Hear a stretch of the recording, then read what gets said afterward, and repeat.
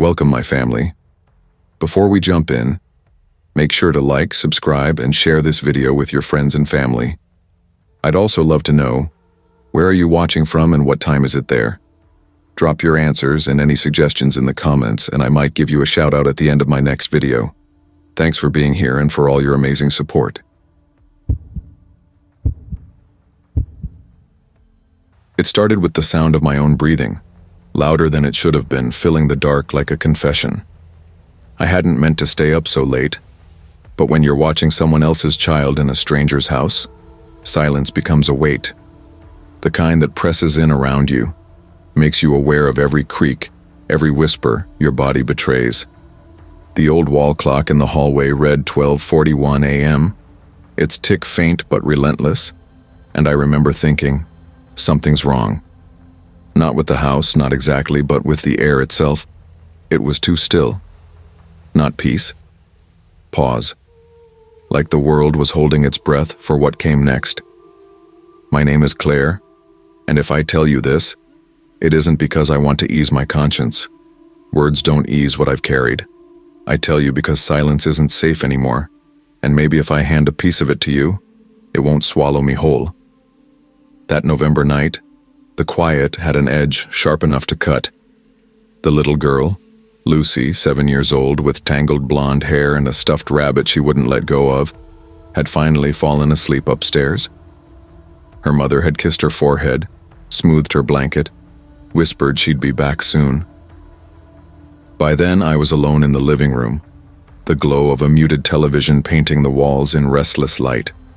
On the coffee table sat a box of family photographs, left open like someone had been sifting through it and abandoned it mid-memory. I told myself not to look, but babysitting leaves long stretches of nothing, and curiosity is a hard thing to smother. In nearly every photo, Lucy's mother appeared, sometimes radiant, laughing, her dark hair catching light like it had a halo. Other times her smile faltered, eyes turned distant. I didn't know her well. She was the kind of woman who looked both present and absent at once, but I couldn't stop staring. One picture in particular caught me. Lucy, missing a tooth, grinning wide, her mother's arm resting on her shoulder, not holding, just there. But her mother's gaze wasn't on the camera. It was somewhere else, far off. I was still holding that photograph when I first heard it. Scratch. Faint, so faint I thought it was in my head. A soft drag, like nails over glass. I froze. The radiator hissed in response, and I nearly laughed at myself, until it came again, slower this time, deliberate. The sound was coming from the back window. I pulled the curtain in one sharp motion. Nothing. Just bare trees swaying, skeletal fingers tangled in moonlight. But for the briefest second I saw it. A handprint. Thin, long-fingered, pressed against the outside of the glass before fading like mist. My stomach dropped. I stumbled backward, bumping the coffee table so hard the photo box spilled across the rug. Faces everywhere, staring. Lucy's, her mother's, eyes darkened by shadow. I snapped the lid shut as if I could trap something inside. The silence that followed wasn't silence at all. It was waiting. Upstairs, Lucy stirred, a soft whimper. I rushed to her room, heart thudding. She sat upright in bed, rabbit clutched tight, eyes wide and unfocused. "She's at the window," she whispered. I swallowed hard. The curtains swayed though the window was shut tight. "Who, Lucy?" Her small voice was steady in a way that made my skin crawl. "Mommy." Her mother was supposed to be out until 2. I tucked her back in, told her it was nothing, and forced myself not to glance at the glass again. But when I closed her door, I saw 3 faint scratches down the wood. Fresh. That night was only the beginning. The scratching grew bolder, spreading from window to closet, from walls to floorboards, sometimes faint, sometimes deafening. Lucy began waking nightly, crying that her mommy was calling her name, and I began to hear it too. At first, sweet, coaxing, "Claire, let me in. Don't you miss me?" But sometimes cruel, "You're nothing without me. You never were." I thought about calling the mother. or the father wherever he was. But how do you tell a parent that something in their house is scratching at doors, whispering through their daughter's lips? By the end of the week, the marks spread everywhere. On the hallway walls, the bathroom mirror, the wooden nightstand in the guest room where I sometimes napped. Always in threes. Always where I'd notice. I stopped leaving Lucy's side.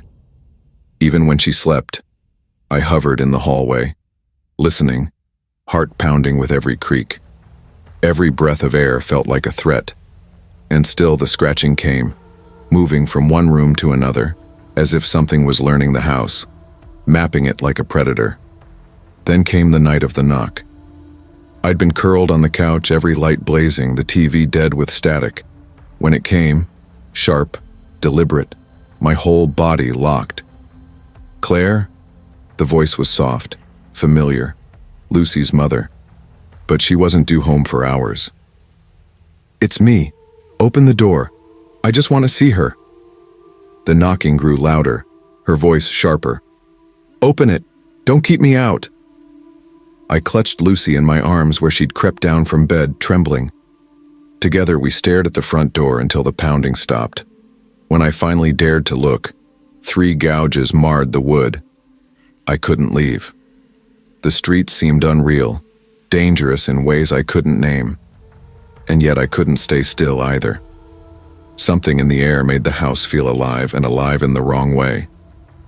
I thought I was protecting Lucy, but each night the line between her mother and the thing in the house blurred. Sleep became a memory. Nights dragged with whispers, soft at first, then sharp and accusing. My reflection in the hallway mirror sometimes smiled when I didn't. Shadows shifted into faces, sometimes her face, sometimes another. Lucy cried out less and less, her small body curling into mine for comfort. Her voice quiet, broken. "She's here. She's waiting." I began to notice patterns. The scratches always came in threes. Sometimes they traced the shape of hands, long-fingered, impossibly thin. Sometimes they moved across objects, climbing the walls as if testing gravity. And sometimes they seemed to mimic our movements. If Lucy shuffled into the living room, scratches appeared on the floorboards beneath her feet. If I turned toward the kitchen, the marks crept across the counter, silently observing. I tried to convince myself it was imagination. Babysitting long hours in a strange house can do that. But the smell of jasmine and smoke, the mother's perfume, started to linger even when the house was empty. The warmth of breath against my neck when no one was there. The faint scrape of nails when I turned my back. And then the closet. It started small. At first I only heard a faint drag, a whisper of movement inside. I convinced myself it was the house settling. Then Lucy whispered from her bed, "Mommy's in there." I opened it once, cautiously. It was empty, coats and toys. But 3 fresh scratches marred the wood. The next night the door opened by itself, wider than before. Darkness stretched inside, thicker than black paint. I could feel it pulling at the edges of my vision, drawing my breath into slow, sharp gulps. By this time I'd stopped eating. My skin felt thin, my bones hollow. Lucy and I existed in a fragile bubble, a world inside the house where the ordinary rules no longer applied. The whispering followed us everywhere. I caught fragments. "You're mine. Bring her to me. You can't hide." The television flickered images that weren't there. Shadows formed in corners. Reflections multiplied. Sometimes I woke to see Lucy standing perfectly still, her eyes wide and dark, staring at something behind me. Sometimes she whispered things I didn't understand, or things I couldn't bear to repeat. I tried to leave once, packed a bag quietly while Lucy slept. But when I opened the door, the hallway stretched endlessly, twisting impossibly. The front door was gone, replaced by a wall of mirrors reflecting my own panic. A voice hissed, "Where are you going?" I sank to the floor, shaking, until morning, or what I thought was morning, returned the world to its fragile rules. But the closet door upstairs yawned wider, and then the scratching stopped. Silence. Complete. Horrifying. Lucy curled against me, trembling. Her breathing slow even, but I could feel it. Something was waiting, watching, patient. I wrote this down now because the quiet isn't safe, because the closet door upstairs is open wider than any door should be, because I can hear her voice, sweet, coaxing, irresistible. Come home, Claire. Bring her with you. I don't know how long we have. I don't know if I will make it through the night. I only know that something in that house doesn't just want Lucy. It wants me. Wants me to open that door. Wants us both. If you ever babysit and hear scratching at your door, don't open it.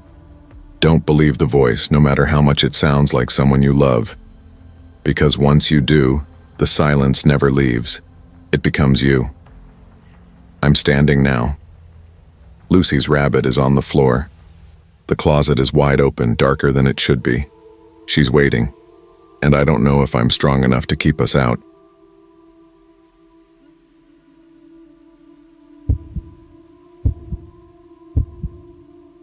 I always thought the quiet was a comfort, but lately it feels more like a trap. The house holds its breath when I walk in, as though it knows something I don't, and sometimes, when I'm moving from one room to another, I swear I hear it exhale, long, low, almost human. I used to imagine silence meant safety, but now I think it only means you haven't heard what's already there. That might be why I said yes to babysitting in the first place. Money was the excuse, but it wasn't the real reason. The real reason was that my own silence had grown unbearable. At 17, I lived inside it like a shadow, too quiet for my teachers, too withdrawn for my friends, too much like my mother after my father died. She used to tell me I was observant, but what she meant was that I watched more than I spoke, that I existed just slightly outside of things. Babysitting meant being inside someone else's life for a night, filling the silence with someone else's routines. The family was new in Ridgefield. Lauren and David, with their daughter Lucy. They'd moved into a squat white house on Brookside Lane, one of those 70s houses that looks like it's trying to shrink into the ground. People in town said the woods behind it stretched all the way to the old quarry, but I never believed that until I stood on the back porch myself and felt how endless the dark seemed. The first time I met Lucy, I recognized something in her immediately. She was pale, gray-eyed, almost brittle-looking, and so quiet it startled me. At 8 years old, most kids fidget, chatter, ask questions. But Lucy sat at the kitchen table like a doll left too long in the sun, her hands folded, her eyes fixed just above my shoulder.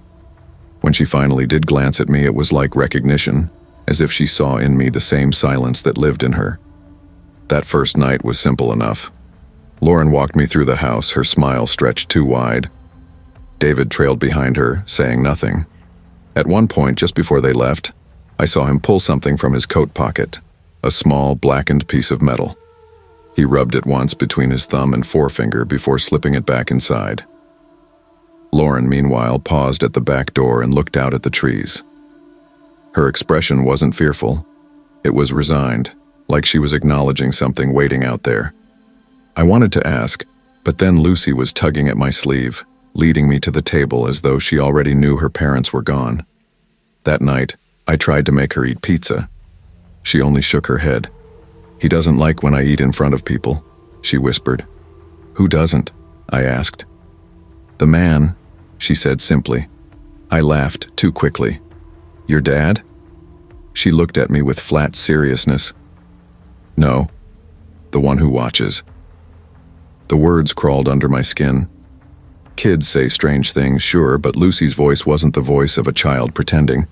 It was the voice of someone stating a fact, unshakable, matter of fact. Later, when she went upstairs, I sat alone in the living room.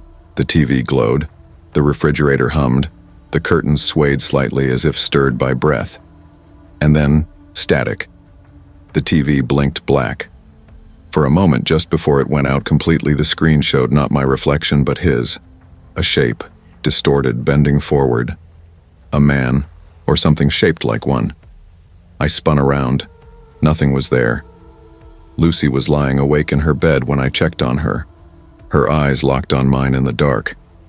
"You saw him," she said, not a question, The nights piled up, each one more brittle, more wrong. The electronics faltered whenever the air grew too still, the TV flickering, my phone shutting off at exactly 9:47 each night, no matter the charge.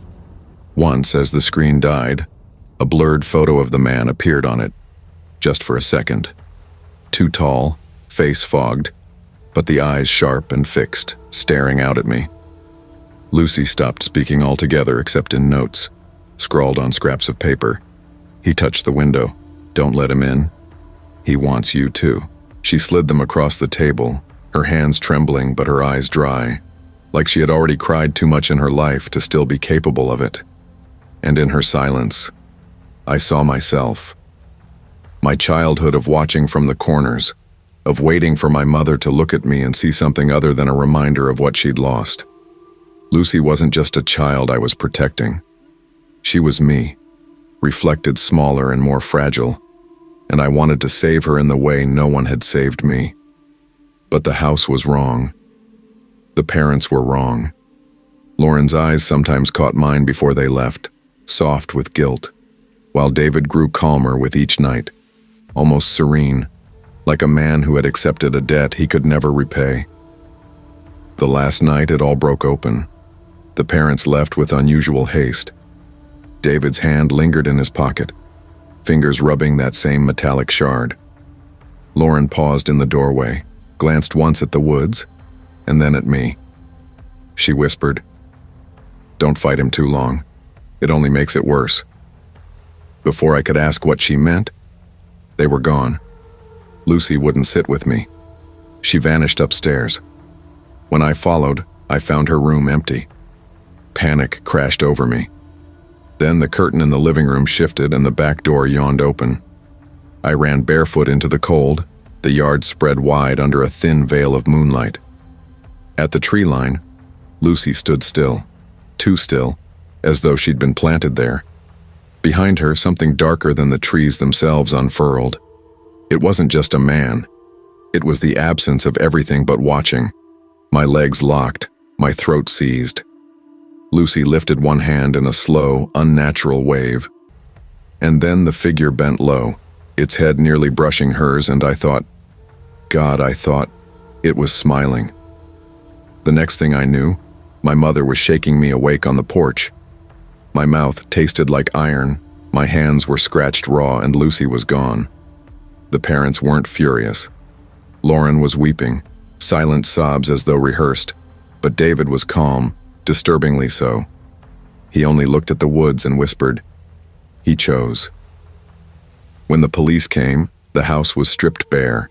No family photos, no personal belongings, not even food in the cupboards. As though the family had been staged, a vessel arranged for the inevitable night, they would vanish. Ridgefield moved on. They always do.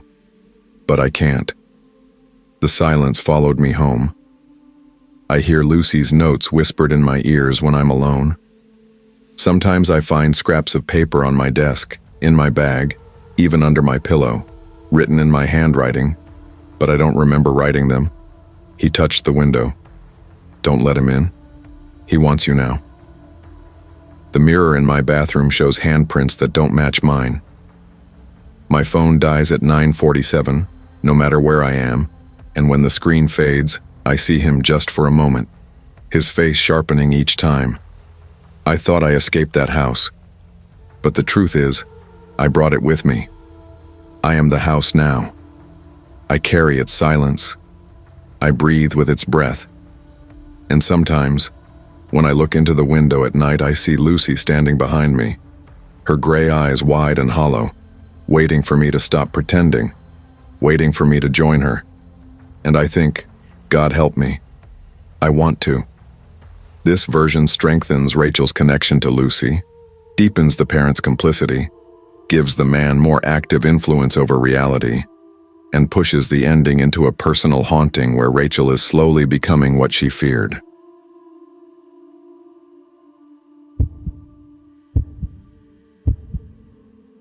I should have trusted the first chill that slipped under my skin, the one that didn't belong to the weather but to something else, something I couldn't name.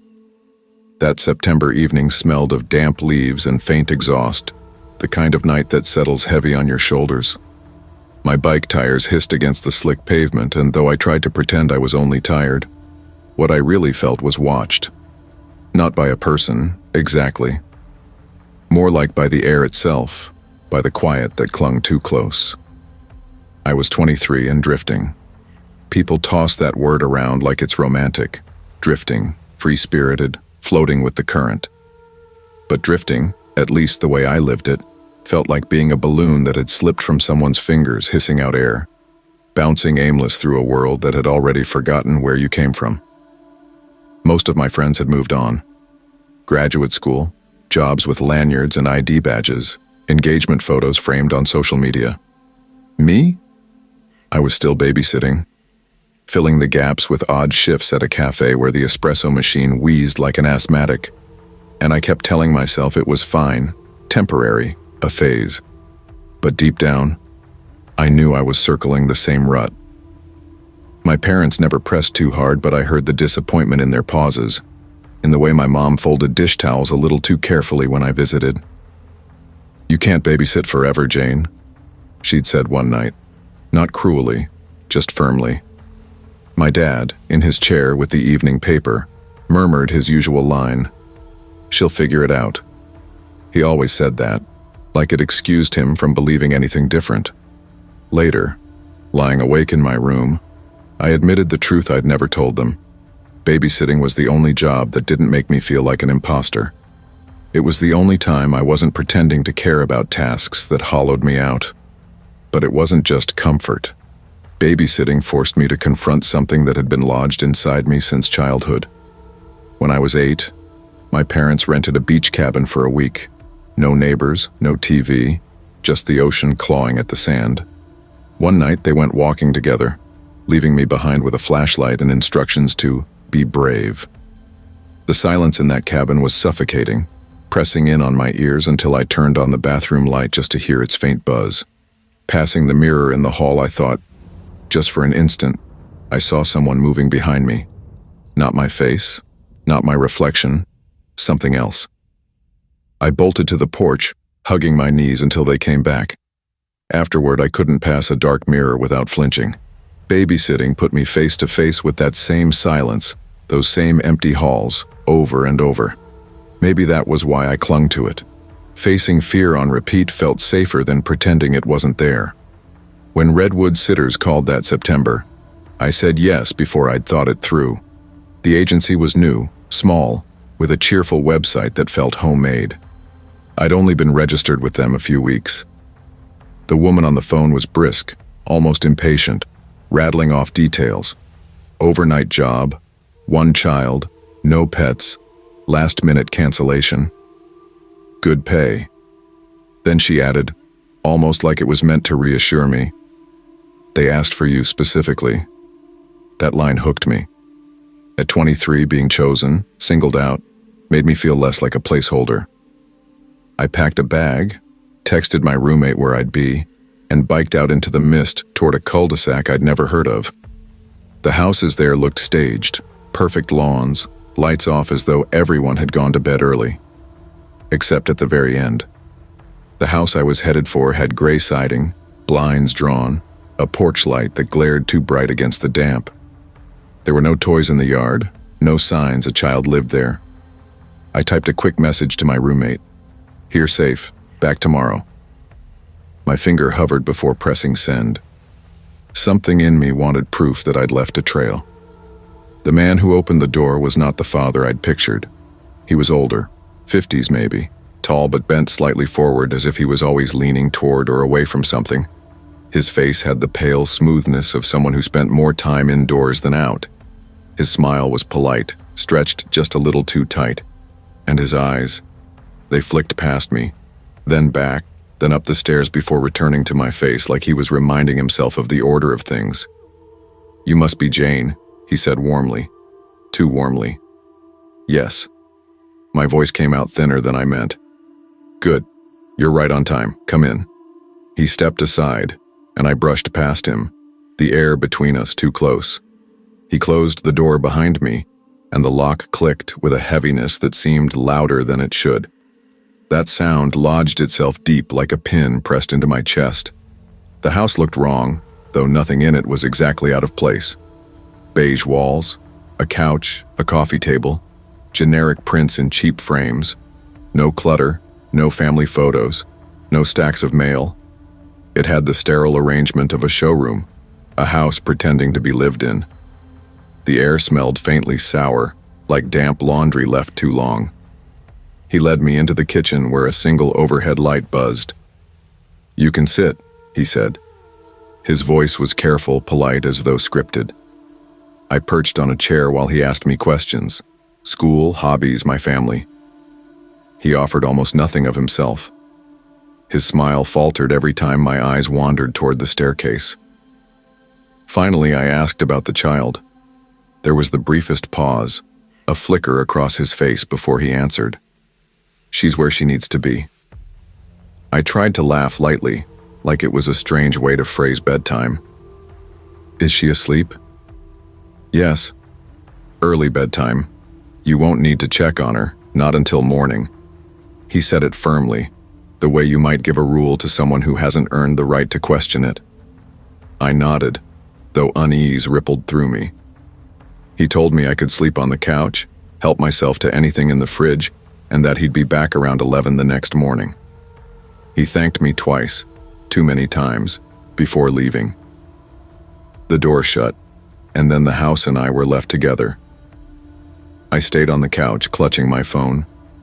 The silence had a thickness to it, as though it was listening back.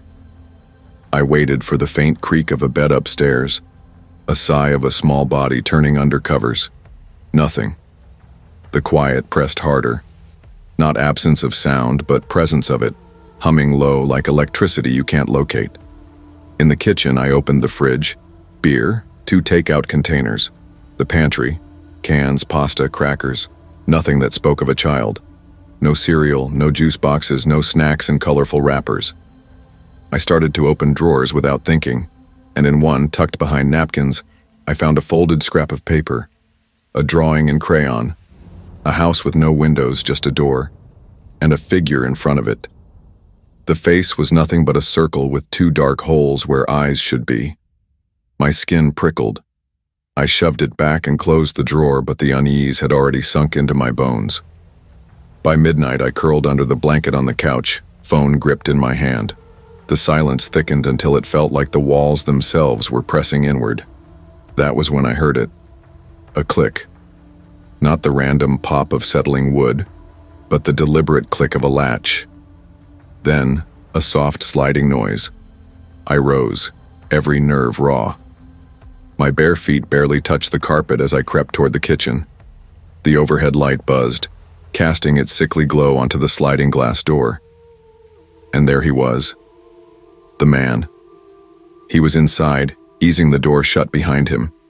His face was different, less polite, less fixed. His eyes alive now, sharp. For a breathless second our eyes locked. I bolted. The front door resisted, the lock slick under my hands, stiff. Behind me his voice broke the silence, loud and urgent. "Wait! Jane, wait!" I wrenched the door open and stumbled into the night, lungs searing. His shout followed me down the street, swallowed in the fog. I didn't look back. The next morning I told my mom. She wanted to call the police, but I begged her not to. How could I explain it? An agency that had booked me, a man who vanished, a child I never saw. It all sounded like paranoia strung into story. But it didn't end. My Redwood Sitters profile disappeared. Their site went offline. The address, when I looked it up, was listed as vacant. It had been for more than a year. Still, the house followed me. I dreamed of it. Hallways stretching too long, the door at the top of the stairs. In dreams, I pressed my ear against it and heard whispers. Not a child's, but low, rasping, as though something was crouched too close on the other side. I woke drenched in sweat, the silence of my own apartment charged with that same humming presence. One night, washing dishes, I caught my reflection in the dark window above the sink. For a moment there was another figure beside me, Small, childlike. When I spun around, the kitchen was empty. Another time, rummaging through my closet, I found a baby monitor tucked behind my shoes. I didn't own one. The light blinked green when I picked it up. Then static hissed, shifting into the faintest voice whispering my name. I dropped it, heart hammering. The light went out. I searched Redwood Sitters online. Their name barely existed anymore. A cached web page half erased.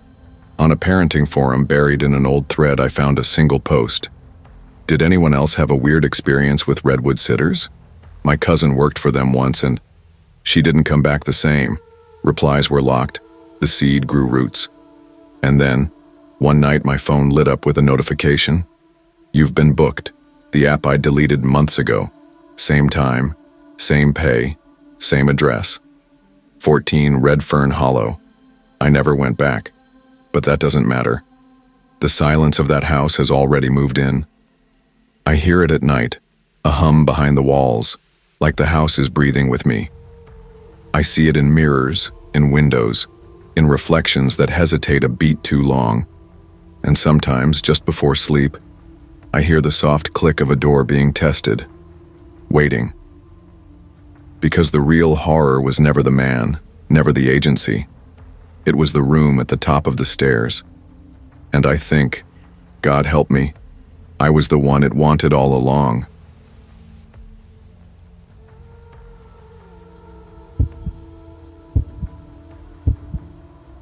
I should have trusted the weight in my stomach that first night. The heaviness that didn't come from anything I'd eaten but from something quieter, sharper, pressing against the edges of my thoughts. It started the moment I closed the door behind me and realized how still the house was. The kind of stillness that doesn't belong in a place where a child sleeps upstairs. You know how certain silences feel wrong. How they don't just hang in the air, but press against you, waiting for you to notice. That was the silence in the Whitmore house. And I told myself it was nothing, that babysitting nerves could do that. That I was 20 years old and far too old to spook myself over silence. But even then, deep down, I knew the silence was listening back. The Whitmores lived on a quiet street just outside town, the kind of place where lawns stayed neat and porch lights glowed the same warm gold every evening. The house itself was tall and narrow, painted a pale blue that looked washed out under the street lamp. From the outside it seemed harmless, ordinary. That was the trick of it. Ordinary is how it always starts. They'd hired me for weekends, Fridays and Saturdays mostly, while they went out to dinners or work events. I'd never babysat for them before. A mutual acquaintance had passed my name along, and I took the job because I needed money, and because it seemed simple enough. One little girl, 6 years old, named Emily. She was quiet when I first met her, clutching a stuffed rabbit so tight its ears flopped forward. But she smiled at me, which felt like permission. Her parents, Daniel and Caroline, were polite in a distant way. Caroline kept smoothing the sleeve of her dress like it might wrinkle if she stopped, and Daniel's smile was too practiced, like the kind of smile you keep ready for strangers you'd rather not talk to. That first evening, they showed me around quickly. The kitchen, the bathroom, Emily's room upstairs. They gave me their phone numbers, went over bedtime instructions, the usual checklist. Everything about the house was neat to the point of sterility. White walls, polished hardwood, framed family photos that all looked staged in the same studio. Nothing out of place. Nothing lived in. And yet, I couldn't shake the feeling that the house itself was watching how I reacted, that it wanted to know what I would notice. When the front door shut behind them, the silence fell heavier, like the soundproofing you get in certain rooms where you can hear your own breath echoing. I turned on the television for background noise, but even that felt wrong. The sound too thin, too hollow, as if the house was swallowing it whole. Emily went to bed without fuss around 8, curling beneath her quilt, rabbit pressed against her cheek. I read her a story, the way her mother had instructed, and she was asleep before I finished the last page. I lingered for a moment longer, listening to the rhythm of her breathing. For some reason it comforted me, steadied me. Downstairs, I settled into the couch, pulled out my phone, scrolled mindlessly. Every creak of the house made me lift my head, though. Every hum of the refrigerator seemed louder than it should. Around 10, I muted the TV just to see if I was imagining it, and that's when I heard it. Faint, deliberate from upstairs. A sound like footsteps. I froze. The Whitmores hadn't mentioned anyone else in the house. And Emily, she was small, but the weight of those steps was heavier, slower. My chest tightened. I told myself, houses settle, wood shifts, pipes groan. I told myself what every babysitter tells herself in that moment, but my body didn't believe it. I crept halfway up the stairs, pausing to listen. The air on the landing felt colder than it had downstairs. The silence had that same unnatural press, filling my ears until my own pulse sounded loud. I reached the top and peeked down the hallway. All the doors were closed except Emily's. Hers was cracked, light spilling out from the night lamp shaped like a star. I moved toward it, my footsteps careful. Inside, Emily was asleep exactly as I'd left her, rabbit tucked close. The quilt hadn't shifted. Her lips parted just slightly, the way children's do in heavy sleep. And yet I couldn't shake the certainty that someone else had just been there, in that room, standing over her bed. I pulled the door until it clicked shut, a little harder than necessary, and stood in the hallway holding my breath. Nothing. No sound. But I swear I felt eyes on my back as I walked away. That was the beginning. The next morning, when I came by to return the house key, Caroline asked how everything went. I opened my mouth to say fine, but Emily interrupted, her small voice flat. She doesn't like the upstairs. Caroline laughed a little, distracted, tugging Emily's coat on. Kids notice the funniest things, she said. But Emily's eyes were on me, dark and steady, like she knew exactly what I hadn't said. The next weekend, I told myself I'd imagined it, that I'd been tired, suggestible. I tried to reset my expectations. When I arrived, Emily clung to me as if she'd been waiting. The moment her parents left, she whispered, "You heard him, didn't you?" I blinked. "Who?" She pressed the rabbit to her mouth and shook her head. Never mind. The night followed the same pattern. Emily to bed, silence heavier than silence should be, and then the sound again. Footsteps above me this time, pacing slowly across the hallway. My skin prickled. I wanted to call someone, but who?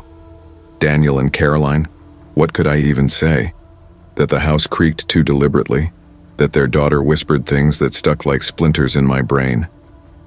At midnight, I heard the footsteps stop outside the living room, just beyond the wall. I didn't breathe. A long pause stretched, then the faint scrape of nails or fingers trailing down the wood paneling.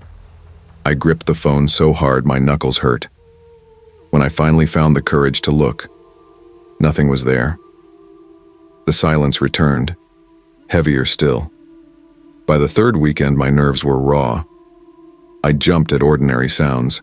Shadows bent the wrong way when I turned my head.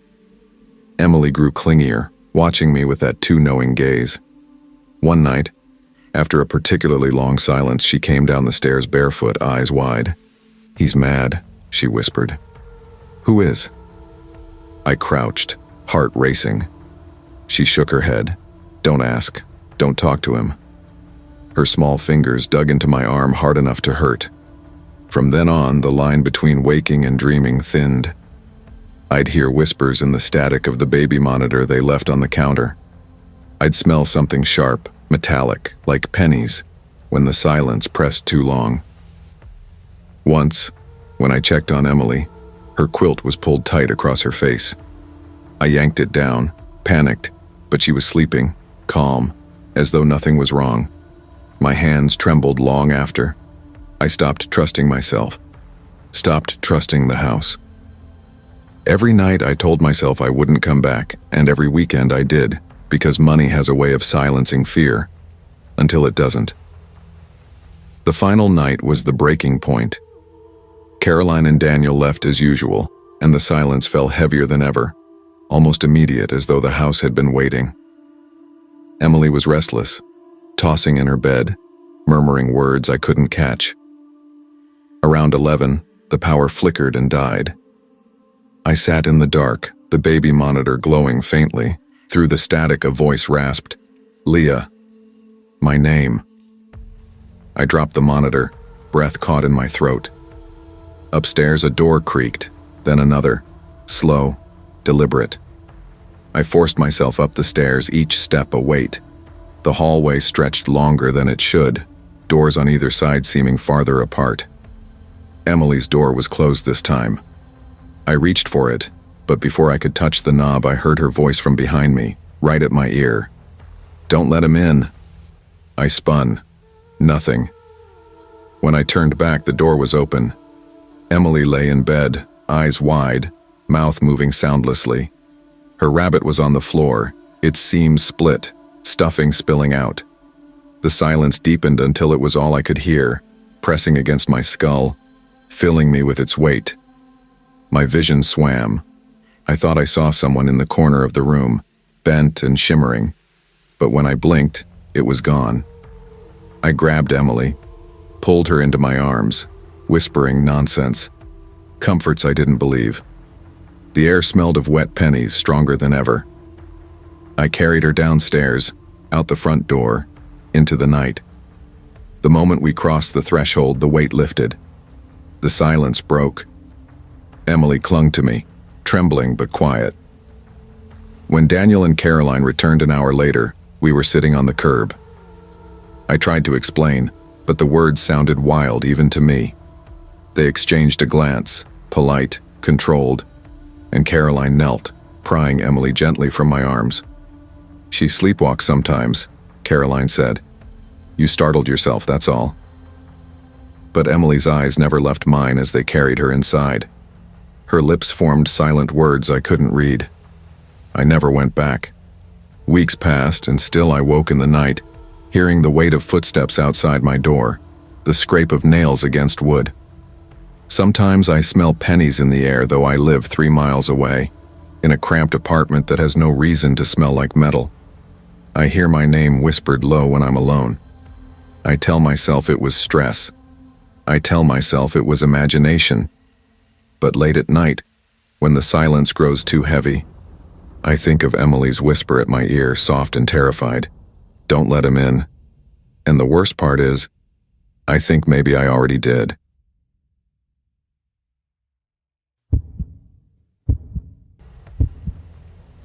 I should have known something was wrong from the moment Karen Callahan looked at me.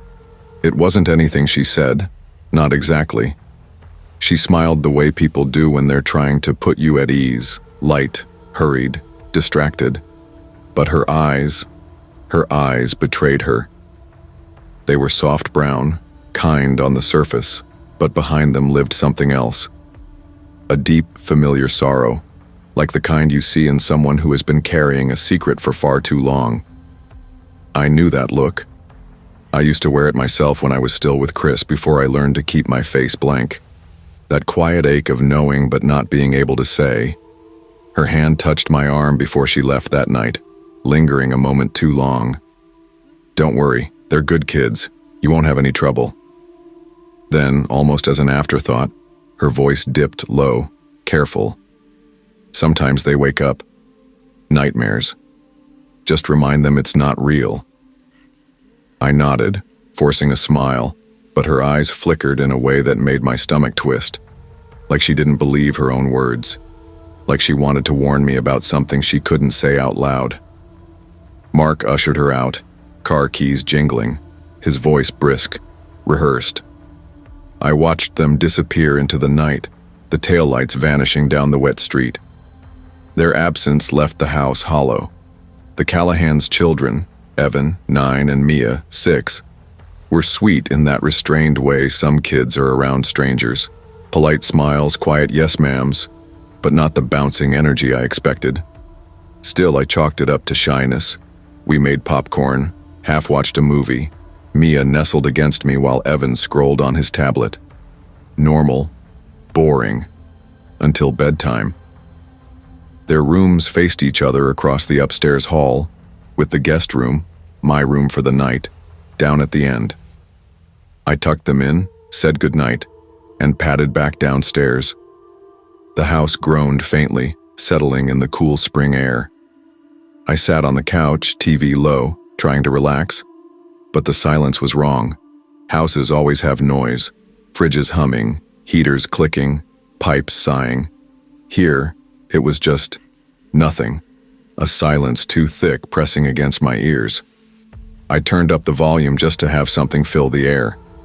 At 10:30, I heard the first sound, light footsteps overhead. I muted the TV, listened. Kids up, easy. I climbed the stairs, slow on the carpet, and peeked into Evan's room. He lay still, eyes closed, chest rising and falling deep. Too deep. Same with Mia, her small body curled under the blanket, face slack. Both asleep. I stood in the hall, frowning. The air felt heavy, charged. That's when I realized both their doors were closed now. I hadn't closed them. Downstairs again, I tried to shake it. Houses creak, kids stir. But when I opened my phone, my hand trembled faintly. Around 11, I heard a voice, a child's whisper, high and thin, then a giggle. My skin prickled. I climbed the stairs again. The hallway was dark, a strip of dim light under each door. I pushed Mia's open gently. She sat upright in bed, facing the wall. Her lips moved, whispering. "Mia?" My voice was soft, my throat tight. She didn't turn. "He said you shouldn't be here." My blood ran cold. "Who?" Slowly, she looked over her shoulder. Her eyes were wide, pupils swallowed in black. "The man." A chill spread through my chest. "Mia, there's no man here. It's just us." Her lips trembled. "He's behind you." I spun, heart hammering. Nothing. Just the corner, the dresser, the dim hall beyond. When I looked back, she added softly, "He likes to watch you. He says you're lonely." My throat closed. Chris's voice echoed in my head, the exact phrase he'd spat at me during one of our last fights. "That's your problem. You're just lonely. That's why you keep me around." I tucked Mia in quickly, my hands shaking, whispering, "It's just a dream." But when I turned off the light, I could feel her eyes tracking me until the door shut. I checked on Evan. He was asleep, or pretending to well. I lingered, watching his chest rise and fall, waiting for him to snap his eyes open. He didn't. Back in the guest room, I couldn't settle. Every creak sent adrenaline through me. Every shadow seemed too dense.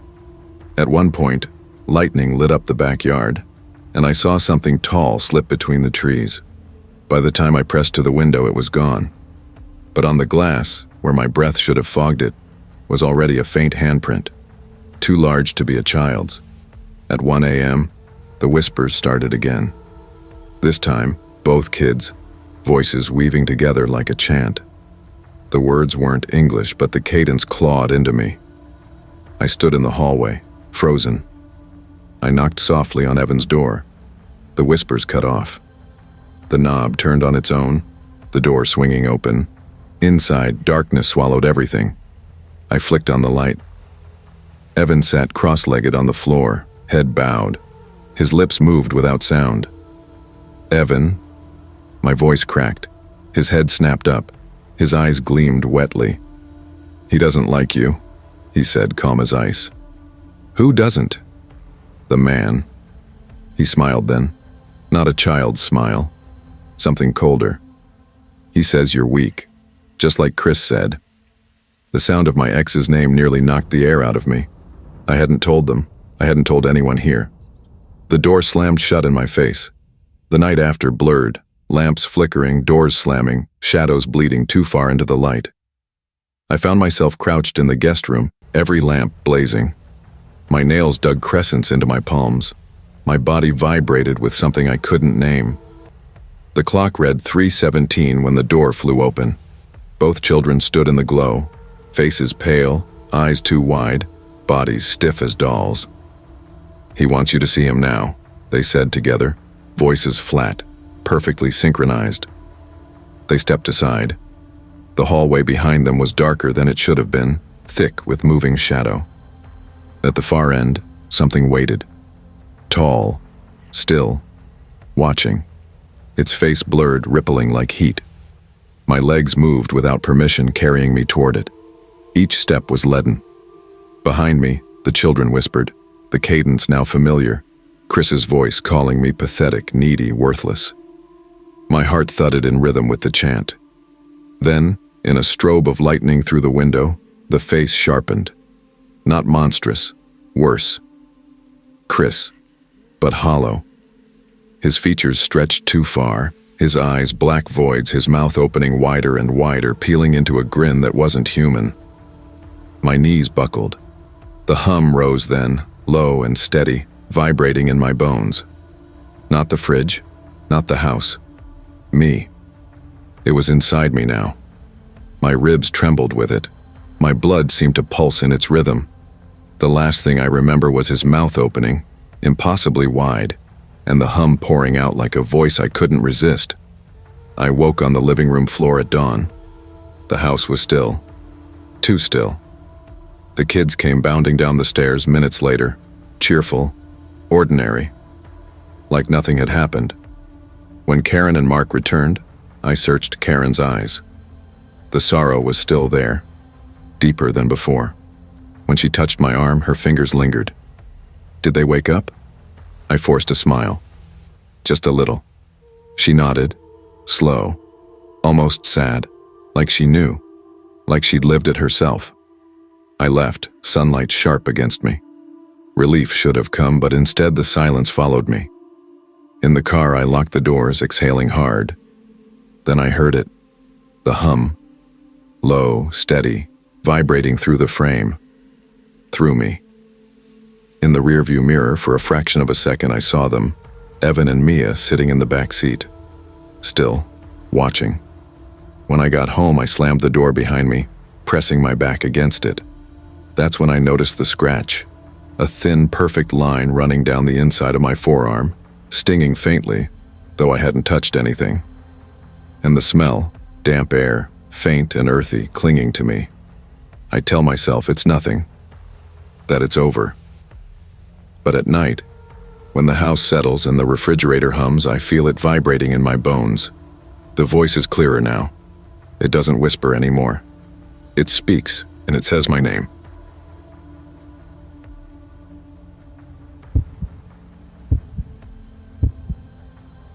I should have walked away the moment I saw the house. That thought lives in me now, circling, gnawing, the one refrain I can't silence. If I'd turned around, if I'd driven away before the door opened, maybe everything would have been different. But I didn't. And what happened inside that house is burned into me, a scar under the skin that I'll never scrape off. It was the kind of neighborhood where nothing looked truly alive. Rows of tired houses crouched beneath leaning power lines, porches sagged, paint peeled. But the one at the end of the cul-de-sac, where I was headed, stood out. Too neat. Too straight. The grass clipped sharp, hedges pruned into geometric shapes, blinds in each window lowered to the exact same level as though someone had measured them. Even the air felt different in front of it. Not heavier exactly, but thinner, like sound didn't carry right. I told myself it was just nerves. It was my first babysitting job in months, and I needed the money. Desperation had a way of choking out intuition, and I'd been desperate for weeks. Rent overdue, credit cards maxed, student loans waiting like wolves. My roommate found the ad posted on the community center bulletin board. Babysitter needed, evenings good pay. The handwriting was neat, almost old-fashioned, with a phone number torn into slips at the bottom. I'd pulled one off without hesitation. Dana answered on the first ring. Her voice was brisk, warm in a rehearsed way. Within 5 minutes, she had me set for Saturday night. "It'll be simple," she said. "Just my son, Jacob. He's quiet. You'll barely notice him." The door opened before I knocked. Dana stood there smiling a little too fast.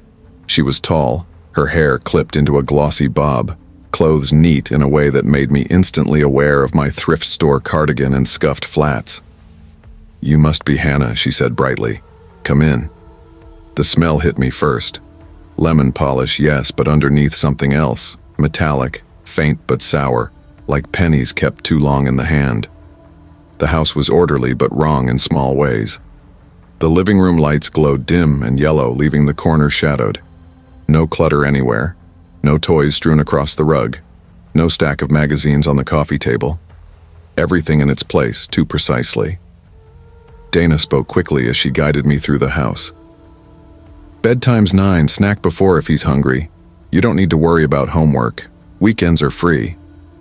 Her voice sped on like she was ticking through a script. Her son sat on the couch when we entered, legs tucked beneath him, staring at the blank television. He was small for 7, pale skin, dark hair that curled against his temples. He turned his head just slightly when we walked in, but his gaze didn't leave the screen. "Jacob, this is Hannah," Dana said.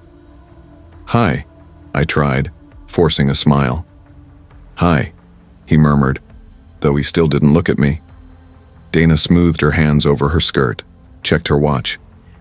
"I should be back around midnight. Call if there's anything." Her hand lingered on the knob a moment too long before she opened the door and slipped out. Headlights swept past the blinds, then darkness. I perched on the arm of a chair. "So, Jacob?" I tried again. "What do you want to do tonight?" He blinked at the dark screen as though it were showing him something I couldn't see. In the reflection, his posture looked different, straighter, stiffer. I glanced away. Dinner was boxed macaroni and a cup of milk. He ate silently, methodically, eyes flicking once toward the corner of the room where nothing sat. I felt my skin tighten but didn't ask. Upstairs, the hallway smelled close, air stale. Family photographs lined the walls, but all of them were odd. Taken at a distance, faces blurred or turned, the same heavy gilt frame around each. His bedroom stopped me short. It was nearly bare. A narrow bed, a dresser, a single shelf with a few books. No toys, no posters, no stuffed animals. The only thing of note was the mirror, tall, narrow, mounted on the wall across from the bed. The glass was mottled, the kind of antique silvering that makes reflections swim. It seemed too large for a child's room, too heavy. Jacob climbed into bed without prompting. I sat awkwardly on the edge of the mattress, uncertain whether to offer a story. That's when he spoke, his voice very soft. "Don't look in the mirror after midnight." The hair on my arms prickled. "What?" His eyes darted to it, then, chillingly, to his reflection within it, as if confirming something silently. "That's when it looks back." A laugh bubbled out of me, too sharp, too high. "Scary stories, huh? You like telling those?" He shook his head, face serious. "It's not a story." The air in the room tightened. I smoothed the blanket over him, heart hammering, and mumbled something about sweet dreams. He rolled onto his side, away from me. Downstairs, I tried to lose myself in my phone, but the house made it hard. It creaked, sighed, the faint hum in the walls growing steady, as though wires pulsed with more than electricity. My eyes flicked again and again to the stairwell. By 11:50, my nerves were raw. I told myself I wouldn't check, wouldn't feed into the nonsense. But at 12:03, when silence pressed too heavy, I found myself climbing the stairs. The hallway was darker now, light bulbs dimmer, as though the house itself exhaled shadow. Jacob's door was ajar. I nudged it open. He was asleep, breathing shallow, face turned to the wall. But the mirror, God, the mirror wasn't still. Its surface shimmered faintly like heat waves.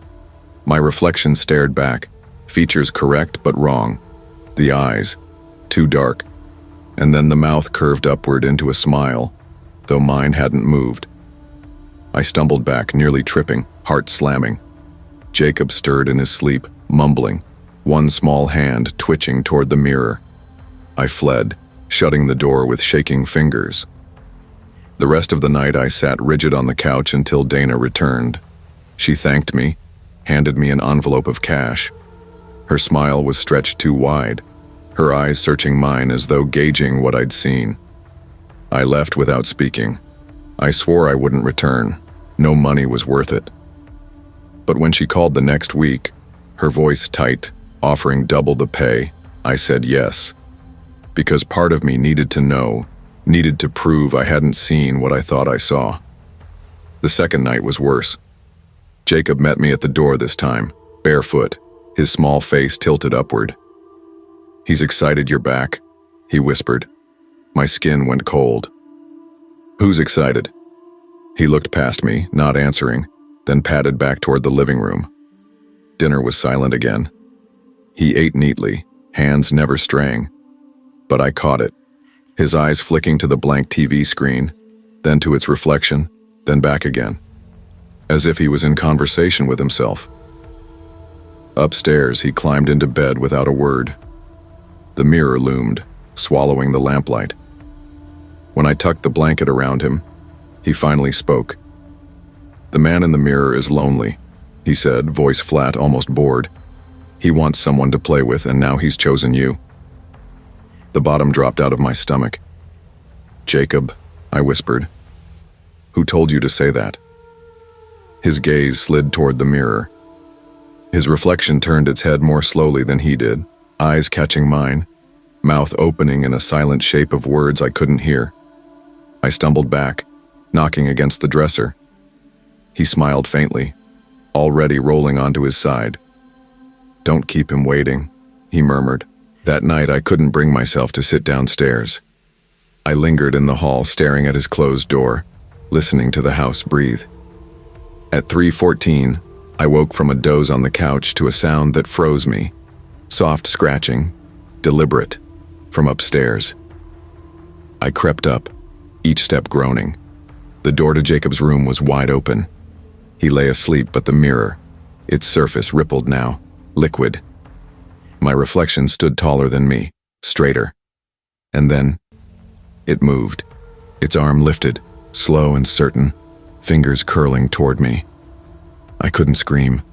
The surface bulged outward, glass bending.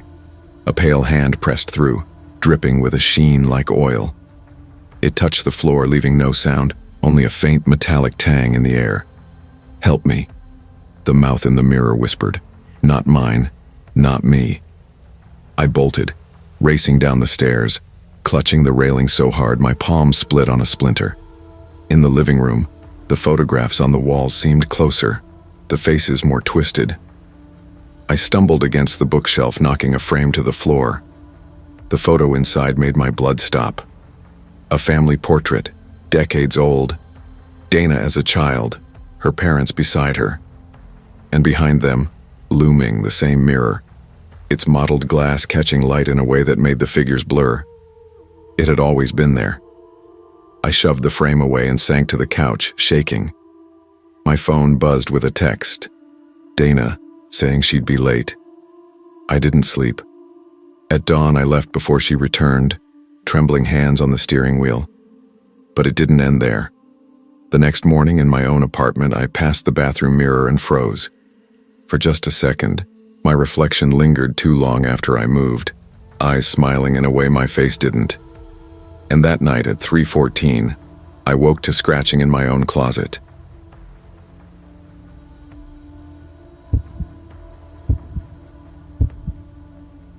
The first time I felt something was wrong, it wasn't the house or the boy or even the parents. It was the silence of the rain. I remember it as vividly as if I were standing there now.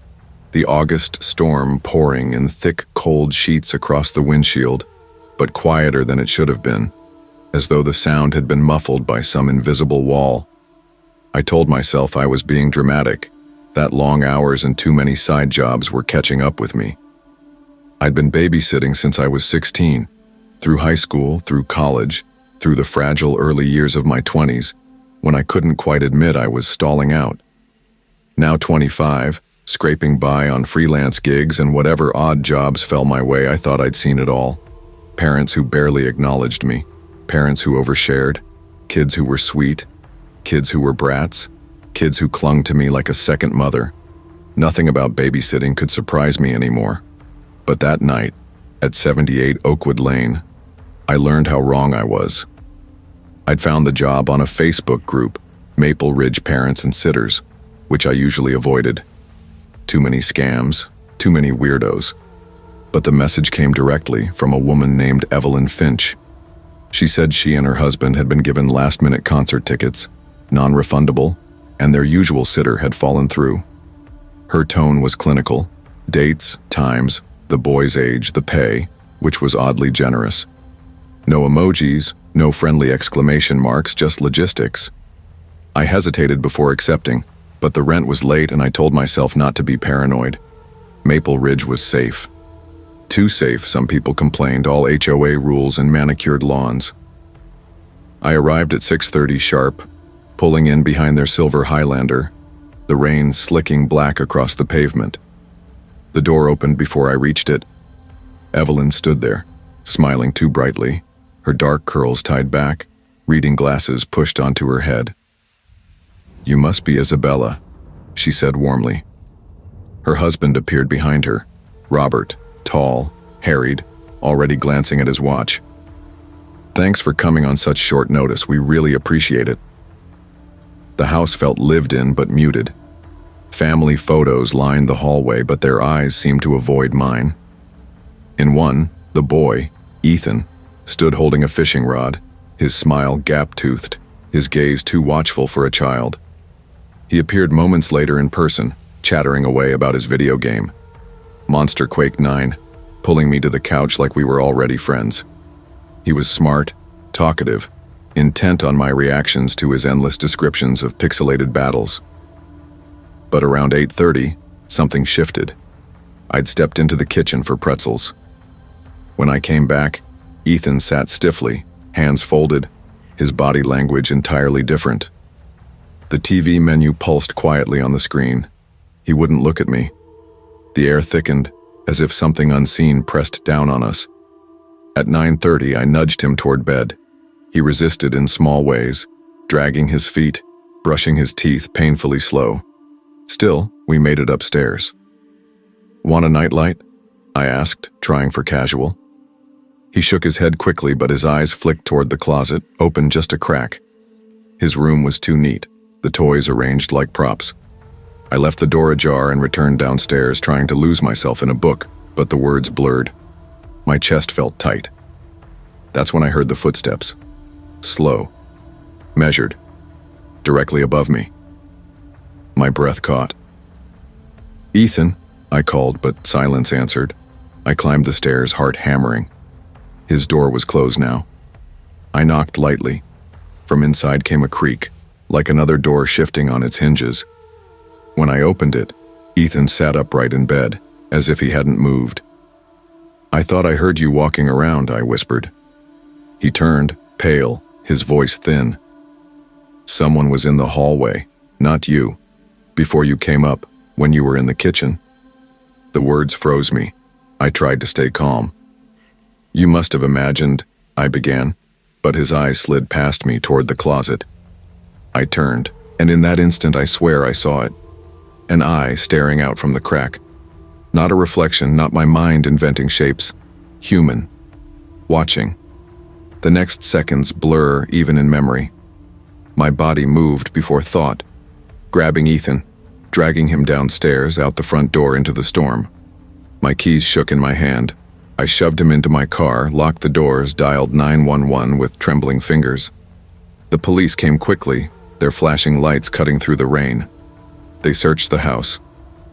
They found a man in the hallway upstairs. He said he was the sitter. He had a key. He knew the family. My stomach dropped, my mind refusing to understand. Evelyn and Robert arrived just before midnight, too calm, too composed. They didn't ask Ethan if he was okay. They didn't ask me what had happened. They thanked the officers, dismissed everything, and within a week, their Facebook profile vanished. That should have been the end. But the end never came. The memory replayed, warped. Nights alone in my apartment, I'd feel it again. That eye, unblinking, waiting. I tried to move on, took other jobs, smiled at other children. But every creak of a floorboard, every shadow shifting in the corner of my eye reminded me of Oakwood Lane. Sometimes I dreamed of Ethan's face, expressionless, like a mask. Sometimes I dreamed of the closet, and sometimes I dreamed of both parents standing in the doorway, watching silently as I struggled to wake. Sleep thinned, appetite vanished. I told myself it was trauma, nothing supernatural, nothing irrational. Yet the more I convinced myself, the stronger the unease grew. Because what haunted me most wasn't the stranger in the house. It was the way the Finches had looked at me that night, the absence of fear, as though it had all been expected. Weeks later, a letter appeared in my mailbox with no return address. One line typed, "You did well to see it, most don't." I shredded it, but my hands shook too hard to feed the pieces through properly. That was when the unraveling truly began. At first it was sounds, footsteps pacing above my ceiling when I lived on the top floor, a door slamming in my locked apartment, then objects, a photo of my sister sliding an inch to the left on the shelf, the TV flicking on at 3:17 a.m., static hissing like breath. I questioned my memory, my sanity. Did I move it myself? Did I leave the TV on? But deep down, I recognized the pattern. It followed me. I stopped sleeping at home, spending nights at a friend's, at coffee shops, even in my car. Nothing helped. The presence seeped into every space I carried myself into. Like it wasn't bound to a house at all, like it was bound to me. I called the police about the letter, but they dismissed it. No threats, nothing actionable.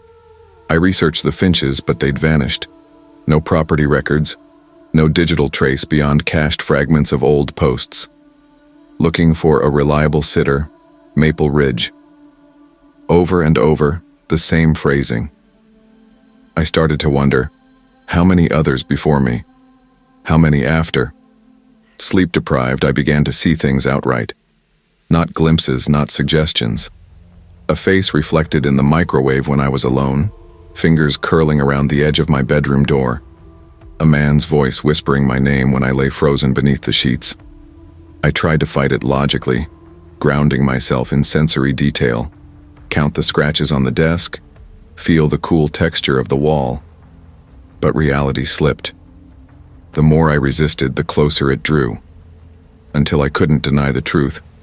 It wanted me aware. It wanted me watching. I remembered Ethan's stillness, his whispered words. Someone was in the hallway. Not you. The way he stared toward the closet, resigned as if this was normal. Maybe it wasn't the stranger that night. Maybe it was never the stranger. The realization bloomed slowly, like rot. The police said the man had a key. So did the Finches. Who gave it to him? Who invited him? And if the Finches were never real at all? Sometimes in dreams, Evelyn speaks to me. "You saw it too soon," she says gently. Most never see until it's too late. Her eyes are kind, but her mouth doesn't move. And always behind her, the closet waits. I no longer babysit. I no longer trust doors or locks. My life has shrunk to the bare minimum of survival. But I write this because the silence is unbearable otherwise. Because the footsteps are pacing again. Because I know it's here with me now, waiting for me to notice. I think of Ethan often. If he was even real. If he was just another mask the thing wore. But the truth is simpler, darker. The scariest part was never the eye in the closet. The scariest part was how natural it felt. How quickly my body knew to run. As if I had always been running from it. And tonight, as the rain returns in a sudden August storm, I realize the ending was written long ago. The dread is not leaving. The eye is not leaving. I feel it even now in the corner of my vision, patient, unblinking. I will not look this time. But I know, when I do, it will be closer. And when I finally meet its gaze, I will understand what Ethan already knew. The thing in the hallway is never a stranger. It's the people we already trust.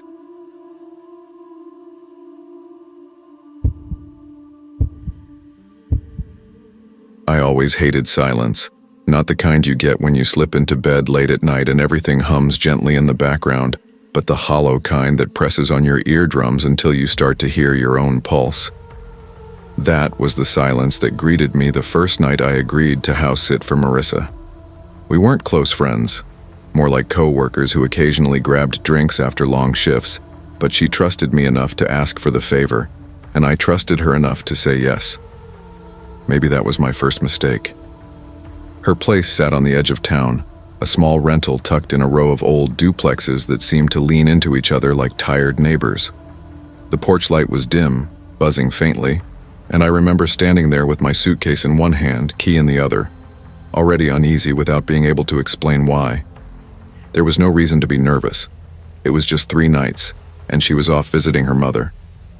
Still, I lingered on the threshold longer than I should have, because something about the air seemed different. Heavier somehow, as though stepping inside meant agreeing to more than I'd realized. I told myself I was being dramatic, turned the key and went in. The smell hit first.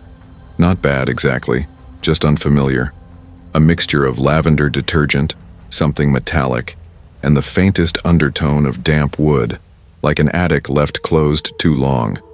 The living room was neat, carefully arranged with little touches that didn't belong to someone my age. Lace coasters, a ceramic bowl full of seashells, a cross-stitched pillow with the word home in cursive. I dropped my bag by the couch, checked the note she'd left on the table. Wi-Fi passwords taped to the router, snacks in the pantry, don't mind the hallway light. It flickers sometimes, and tried to settle in. It should have been easy. I'd stayed in stranger places, hotels with humming ice machines, dorm rooms with creaky pipes. But as I sat on her couch and opened my laptop, the silence pressed harder. Every time the fridge motor kicked off, I braced, waiting for something else to fill the void. Nothing did. That was when the first sound came. A soft bump, somewhere in the hallway. I froze, listening. Nothing followed.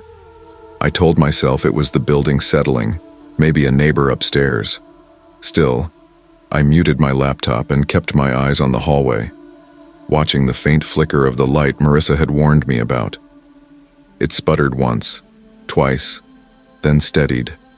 The air seemed thicker there, shadows pooled more deeply in the corners, and I found myself wondering why she'd mentioned it at all. Most people wouldn't have bothered. I turned the volume back up and forced myself to focus, but my eyes kept drifting back to that narrow passage. The next sound wasn't subtle. It came maybe 20 minutes later while I was scrolling through emails. A deliberate thump, like something heavy landing on the floor. This time I stood immediately. My skin prickled, and I hated how long it took me to gather the nerve to walk toward the hallway. The closer I got, the more wrong the air felt, as if I'd stepped into a different atmosphere, thinner and damp at once. I flicked the light switch at the end. Nothing. I tried again. It buzzed and died. My pulse thudded in my ears. The sound had come from the guest room. That much I knew. I pushed the door open slowly. The room was nearly empty. A twin bed, a dresser, a half-open closet. The faint light from the street outside filtered through the blinds enough to sketch out the shapes. Nothing seemed out of place except the closet. The door was open wider than I remembered. I approached, each step sticking like I was wading through thick air. Inside hung a few jackets, a shoebox on the floor, an umbrella leaning against the wall. Ordinary. Still, the smell was stronger there. That metallic tang, sharp in the back of my throat. I crouched, ran my hand along the floorboards. Cool, slightly damp. When I shut the closet door, I swear it resisted, just for an instant, like someone was pressing back from the inside. I left the room fast, shutting the door behind me, and went back to the living room. My heart refused to slow down. I told myself stories, old wiring, loose boards, draft through the vents, logical explanations. But I couldn't shake the image of that closet resisting me. I tried distracting myself with TV, but every laugh track sounded forced. every line of dialogue hollow. The silence between noises was worse. By midnight, I'd convinced myself to sleep on the couch rather than venture back down the hallway. I piled pillows around me, left a lamp on, and tried to ignore how childish it felt. Sleep came in fragments. Every time I drifted off, a noise jerked me awake. The fridge motor stopping, the house creaking, the distant scrape of what could have been branches against the siding. I must have woken half a dozen times before it happened. A voice, not loud, not even clear, just a whisper from the direction of the hallway. My name. I sat bolt upright, throat dry. The lamp was still on, but the bulb flickered, casting the room in a jittery rhythm of light and shadow. I didn't move for what felt like hours. My phone was on the coffee table. I reached for it, hands shaking, and dialed Rachel, my closest friend, the one person I knew would answer at that hour. She did, groggy. "What's wrong?" I hesitated, listening. Silence again. The silence felt smug. Something's off here. "Where are you?" "At Marissa's, house sitting. I keep hearing things." She paused too long. Then, "She asked you to stay there?" "Yeah, why?" "I don't know. She doesn't usually let people stay. She told me once she hates the idea of anyone being in her space when she's gone." That chilled me more than the voice had. "Then why ask me?" Rachel yawned. "Look, you're spooking yourself. It's an old house. Just put on music or something. Call me if you need, okay?" We hung up. The silence swelled again, heavy with the knowledge that someone else thought it was strange too. I put on music low, just enough to keep the quiet away. That was the only way I slept. The second day felt normal enough in the light. Sun streamed through the blinds, and the house seemed ordinary, almost cozy. I convinced myself I'd been imagining things. People don't whisper your name in the dark. That's just fatigue and too much silence. I made coffee, scrolled social media, even laughed at a video. Normalcy. But by late afternoon, the air shifted again. I can't explain it better than that. The quality of light dulled, the shadows in the hallway stretched longer than they should have, and I caught myself checking the guest room door over and over, making sure it stayed shut. That night, the noises returned sooner. A rhythmic tapping, soft at first, then harder, coming from inside the walls, or maybe the floor. I pressed my ear to the living room wall, heart hammering. Tap, pause, tap, tap. I whispered to myself, mice, just mice. But the tap slowed, became deliberate, almost like a message. I didn't answer. I sat back on the couch, wrapped the blanket tighter, and fixed my eyes on the hallway. Around midnight, the tapping stopped. Then the guest room door creaked open. I didn't see it. I heard it. That soft, unmistakable groan of wood on wood. I sat frozen, every nerve firing. The lamp flickered again. My phone buzzed on the table. A text from an unknown number. "Why are you in my house?" My blood iced. I stared, unable to breathe. Another text seconds later. "Check the closet." I dropped the phone. I don't know how long I sat like that, paralyzed. Finally, I grabbed my suitcase, yanked on my shoes, and bolted for the door. Outside, the air felt sharp and cold, like plunging into water. I didn't stop until I reached my car. When I looked back at the house, every light in the hallway was on, glowing steady. I drove to Rachel's and pounded on her door until she opened. She didn't ask questions. Just let me in, made tea, and told me to sleep on the couch. I barely slept, but at least the silence there was normal, filled with the hum of the fridge and the occasional car outside. The next morning, I told Marissa I couldn't finish house sitting. I didn't give details, she just said, "That's fine," too quickly, like she'd expected it. I never went back. But sometimes, late at night, when my apartment falls too quiet, I hear that faint tapping again, slow, deliberate, waiting for me to answer. And when I check my phone, I swear I see a message flash and vanish before I can read it. Always from a number I don't recognize, always asking the same thing. "Why are you in my house?"